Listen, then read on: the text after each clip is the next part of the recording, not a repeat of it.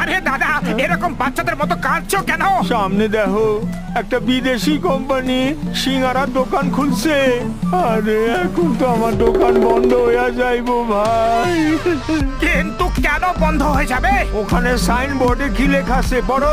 আজ সিঙ্গারার মধ্যে কোনো একটা বাক্সে সোনার সিঙ্গারা রাখা রয়েছে। আমার দোকান তো বন্ধ হয়ে যাইবো, কে খাইবো সিঙ্গারা?